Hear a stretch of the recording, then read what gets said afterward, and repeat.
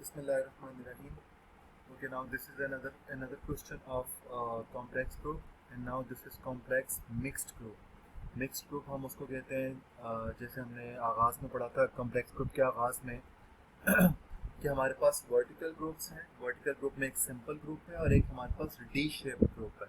D shape group से मुराद ये है H has shares in S, and then S has shares in T, and then H also has shares in T. ये यहाँ पे S लिखा हुआ है, आप इसको प्लीज़ अपने माइंड में रखें, ये T है, ये S नहीं है, ठीक है. So H has shares in S and H has shares in T, and then S also has shares in T. तो आप अगर इसको इमेजिन करें तो H has shares in, like मैं इसको यहाँ पे अगर लिखूँ तो यहाँ पर इस तरह से आएगा H has shares in S, and then S has shares in T, and then ये तो वर्टिकल आ गया, then H also has shares in T, so it gives T shape. ये H also has shares in T, तो हम इसको T shape group भी कहते हैं, ठीक है. सो ये हमारे पास क्वेश्चन है जी कॉम्प्लेक्स डी शेप ग्रुप का. पढ़ लेते हैं इसको, फिर सॉल्व करते हैं इंशाल्लाह. The statement of financial position H, S and T as at 31st December 2017 were as follows. ये स्टेटमेंट्स हैं जी हमारे पास. ये H की स्टेटमेंट है, ये S की स्टेटमेंट है और ये T की स्टेटमेंट है. रूटीन स्टेटमेंट जो हम बार बार पढ़ चुके हैं, ये वही है. उसके बाद इंफॉर्मेशन है जी H acquired 80% investment in S on 1st June 2011. H acquired its 10% investment in T, okay, this is T, on 15th October 2012. S acquired its 45% investment in T on 1st May 2013. अच्छा, सबसे पहले point इसमें आप ये समझें कि consolidation सिर्फ उस स्टेटमेंट की, उस कंपनी की स्टेटमेंट की होती है जो हमारी सब्सिडरी है. अगर तो हमारी एसोसिएट है कोई कंपनी तो उसकी हम कंसोलिडेशन नहीं करते, उसको हम इक्विटी बेस्ड मेथड पे उसका कुछ ना कुछ पोर्शन हम अपने पास उसकी अर्निंग का और उसके बाकी हमारा जो उसमें इन्वेस्टमेंट है उसके इंक्रीज का हम अपने पास ऐड करते हैं, उसका हम इक्विटी मेथड कहते हैं. तो हमने ये देखना है कि टी, देखें जब हम इसको कंसोलिडेट करेंगे तो अल्टीमेटली हमने एस को टी को एच के साथ कंसोलिडेट करना है. तो this is the parent company. तो हमने ये सब्सिडरी एस जो है ये तो एच की सब्सिडरी है. क्यों? क्योंकि H acquired it's 80% investment in S, ठीक है. तो एच ने 80% इन्वेस्टमेंट एस की एक्वायर की हुई है, तो एस तो इसकी सब्सिडरी है. क्या टी भी इसकी सब्सिडरी थी या कब बनी? तो बात यह है कि 2011 में एस को एक्वायर किया तो एस 2011 में एच की सब्सिडरी बन गई, राइट. उसके बाद एच ने 2012 में 10% शेयर लिए टी के, तो 10% शेयर पे सब्सिडरी नहीं बनती, ये बात क्लियर है, हम पढ़ चुके हैं, ठीक है.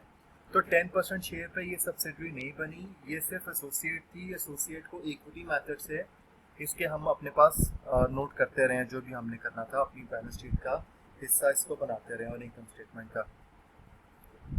फिर इसका मतलब है कि 2012 के एंड में हमने वही काम किया जो 11 के एंड पे किया था.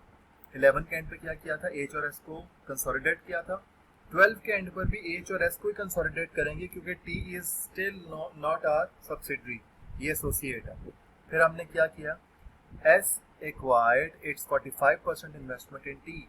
फिर एस ने 45% एक्वायर कर ली टी की, राइट. अब हमने देखना है कि हमारा इसका शेयर तो बढ़ गया, ज़ाहिर बात है. अब वो कितना बढ़ा है? अगर वो इतना बढ़ गया है कि अब हम इसको अपनी सब्सिडरी कह सकते हैं तो फिर हम इसको कंसोलिडेट कर लेंगे. अब अगर ये सब्सिडरी बन गई है तो फिर 2013 के एंड पे हम एच, एस और टी को तीनों को कंसोलिडेट करके एक कंसोलिडेटेड बैलेंस शीट बनाएंगे एच की, ठीक है. तो हम ये कहते हैं कि H has direct investment in T, that is 10%.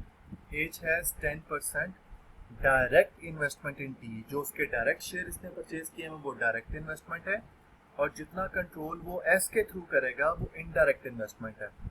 H की एस में 80% इन्वेस्टमेंट है और एस की टी में 45% इन्वेस्टमेंट है. इसका मतलब है कि ये जो 45% है इसका हम अगर 80% लें तो ये 36% आता है. अब हम कह सकते हैं कि H has 10% direct investment in T, and then 36% indirect investment in T. तो 36 प्लस 10 दिस इज 46। तो ये जो 46 है ये टोटल इन्वेस्टमेंट है, टोटल शेयर है इसका एज का टी के अंदर। ठीक है, हमने इसमें नई बात ये सीखी है कि एक डायरेक्ट शेयर है और एक इनडायरेक्ट शेयर है। डायरेक्ट शेयर वो है, डायरेक्ट कंट्रोल वो है जो इसका है, जो इसने डायरेक्टली परचेज किया 10%, और इनडायरेक्ट वो है जो एस के थ्रू है। एस की अपनी 45% इन्वेस्टमेंट है टी में, लेकिन हमारी चूंकि एज की एस के अंदर 80% इन्वेस्टमेंट है, तो 45 का हम 80% लेंगे, दैट बिकम्स 36। 36 इनडायरेक्ट, 10 डायरेक्ट, तो हमारे पास टोटल 46 आ गया जो हमारे पास इसके अंदर शेयर है टी के अंदर। ये वर्किंग हमने करनी है यहाँ पर। ठीक है, मैं यहाँ पे लिख भी देता हूँ साइड पे। डायरेक्ट जो हमारा शेयर है टी का,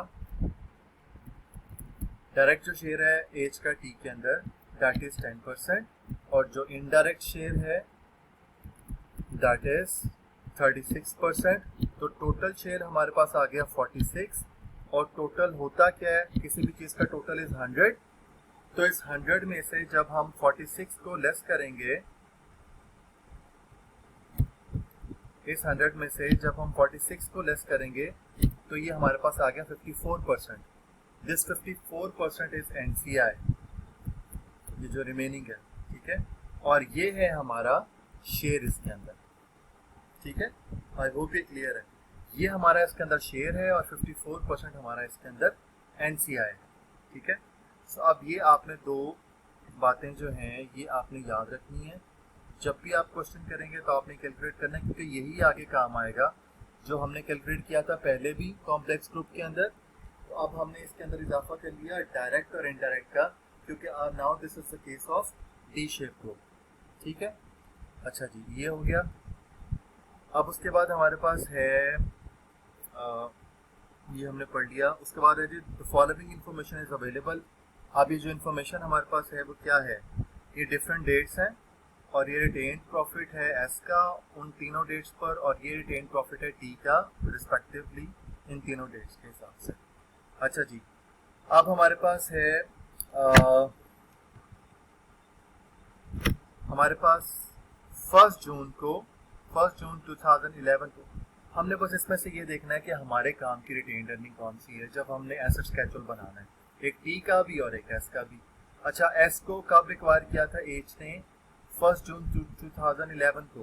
तो यहाँ पे 1 जून 2011 को एस की रिटेन अर्निंग है 2000, तो इसको हम अपने पास लिखेंगे रिटेन अर्निंग एट एक्विजिशन।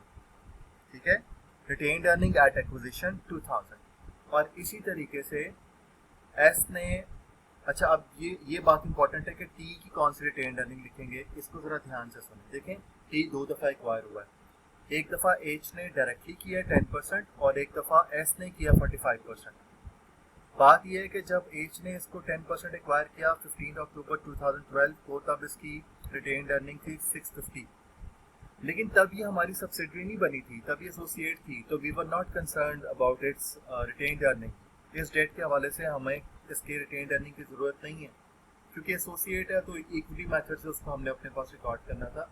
हमें कोई एसेट स्केड्यूल, कोई गुडविल, कोई एनसीआई, कुछ इस तरह की पोस्ट एक्विजिशन, ऐसी कोई चीज़ की रिक्वायरमेंट नहीं थी। ठीक है, सब्सिडरी जिस डेट को बनेगी ना, ये जिस डेट को टी हमारी सब्सिडरी बनेगी उस डेट की रिटेन अर्निंग हमने लेनी है। ठीक है, तो सब्सिडरी हमारी कब बनेगी, जब एस ने टी में 45% एक्वायर किया 1 मई 2013 को। तो 1 मई 2013 को इसके रिटेन अर्निंग है 800। तो टी के लिए at time of acquisition retain earning हम ये लिखेंगे 800, रीजन मैंने आपको बता दी, और एस के लिए लिखेंगे 2000, क्योंकि ये सेम उस डेट की है जिस डेट को हम एच ने इसको एक्वायर किया था। और एच का कैपिटल है जी 10,000 और एस का कैपिटल है 3000। सॉरी, हमें एच का तो चाहिए नहीं है, एस का है 3000 और 4750। मैं यहाँ पे एसेट स्केड्यूल बनाता हूँ। एसेट स्केड्यूल बनाते हैं जी एस का,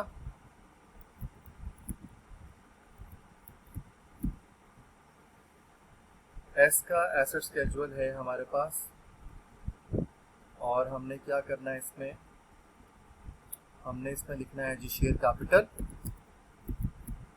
और फिर हमने उसमें ऐड करना है रिटेन्ड अर्निंग।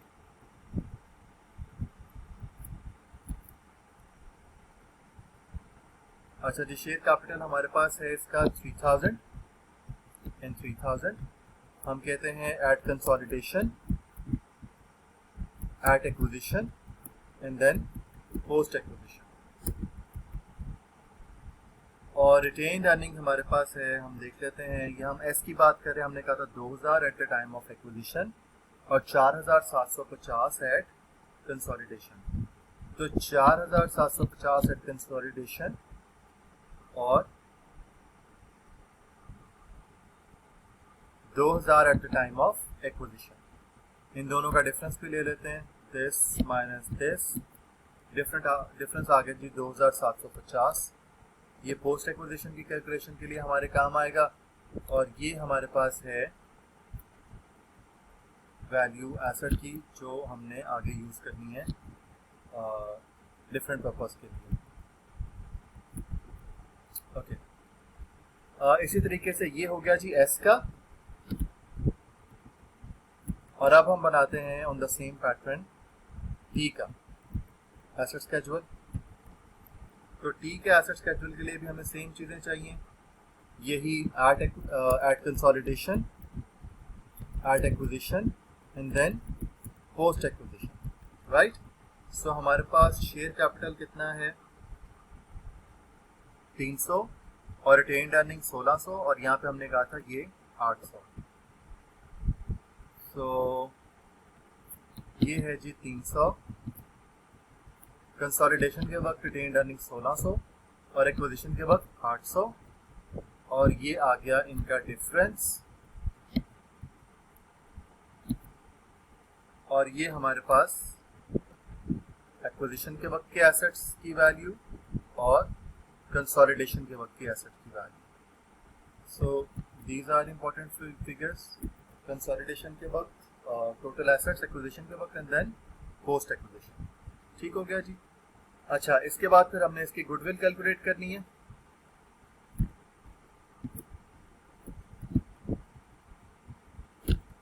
गुडविल कैलकुलेट करने के लिए हमें मालूम है कि क्या मेथड है हमारे पास। गुडविल हम जब कैलकुलेट करेंगे तो उसके लिए हम asset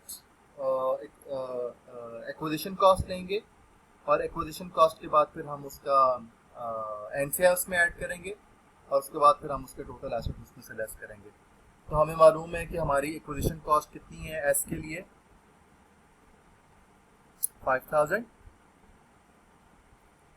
5000 is cost of acquisition,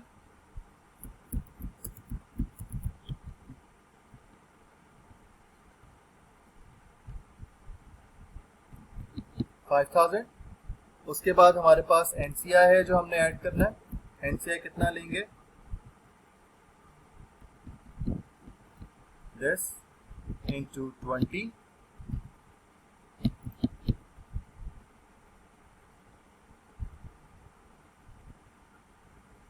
okay. सो 5000 का आप 20% लेंगे तो सिंपल ये हमारे पास 1000 है। इसको वैसे कर लेते हैं, 1000 हमारे पास आ गया।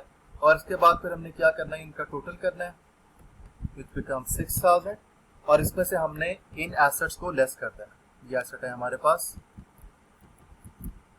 एसेट एट एक्विजिशन, ये कितने हैं जी हमारे पास 5000। तो हमारे पास कितनी आ गई गुडविल 1000। ये हमारे पास गुडविल हो गई एस की। ठीक है जी। अब इसके बाद हमने टी की गुडविल कैलकुलेट करनी है। अब टी की गुडविल कैलकुलेट करते वक्त जो कॉस्ट है ना, उस कॉस्ट का हमने हिसाब रखना है कि कॉस्ट ऑफ डायरेक्ट कॉस्ट भी है और इनडायरेक्ट कॉस्ट भी है। आपको याद है ना कि यहाँ पर दो तरह से एक्वायर किया हुआ है इसको। यहाँ पर एच ने भी टी के अंदर 10% कॉस्ट है उसकी, और उस पर उसने क्या किया था 1000 में 10% शेयर परचेज किए थे। और फिर एस ने भी इसके 45% शेयर्स परचेज किए थे और वो उसने 1750 के परचेज किए थे। तो हमने इन दोनों कॉस्ट को अपने पास करना है। तो ये हमारी डायरेक्ट कॉस्ट है, ये इनडायरेक्ट कॉस्ट है। इनडायरेक्ट कॉस्ट का हमें पता है कि हमने इसका 80% लेना है। क्यों? क्योंकि हमारी एस में कितनी हमारी इन्वेस्टमेंट है 80%, तो उसकी कॉस्ट का 80% बिलोंग्स टू अस। तो हम इसका 80% लेकर कैलकुलेट करेंगे। डायरेक्ट कॉस्ट पूरी आएगी और इनडायरेक्ट कॉस्ट इस तरह से आएगी।